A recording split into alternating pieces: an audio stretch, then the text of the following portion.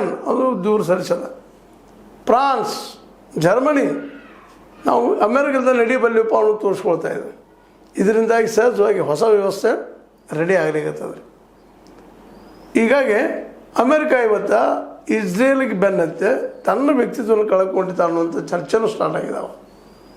45ರಿಂದ ಅದು 46ರಿಂದ ಇಲ್ಲಿವರೆಗಿನ ಸಿಚುವೇಶನ್, ಕಳೆದ ಅಂತೇಳಿ ಹಿಂದಿನವರೆಗಿನ ಸಿಚುವೇಶನ್, ಈಗಿನ ಸಿಚುವೇಶನ್ ವೆಲ್ ಡಿಫ್ರೆಂಟ್, ಬೇರೆ ಬೇರೆ. ಯುರೋಪಿಯನ್ ಯೂನಿಯನ್ನ ತಾನು ಸ್ವತಃ 40 ದೇಶಗಳು ಕೂಡಿಸಿಕೊಂಡು ಒಂದು ಸಂಘಟನೆ ಮಾಡಿಕೊಂಡು ಆ ಮೂಲಕ ಇರಾನ್ ಜೊತೆಗೆ ಅದು ಇನ್ನುಳಿದ ಈ ಒಂದು ಕೊಲ್ಲಿ ದೇಶಗಳ ಜೊತೆಗೆ ಹೊಸ ಸಂಬಂಧಗಳನ್ನ, ಹೊಸ ಸಂಪರ್ಕ ಮಾಡಲಿಕ್ಕೆ ಶುರು ಮಾಡಿಬಿಟ್ಟದ.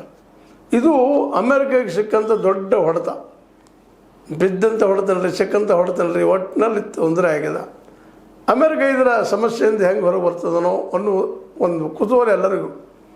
ಇವತ್ತಿನ ಫ್ರಾನ್ಸ್, ಇಂಗ್ಲೆಂಡ್, ಅದೇ ಕಾಲಕ್ಕೆ ನಮ್ಮ ಜರ್ಮನಿ ವಿಶೇಷವಾಗಿ ತಮ್ಮದೇ ಆದ ಹಾದಿಯನ್ನು ಹಿಡಿತಾ ಇದ್ದ ವಾಣಿಜ್ಯಕ್ಕೆ ಅಥವಾ ವ್ಯಾಪಾರ ದೃಷ್ಟಿಕೋನ.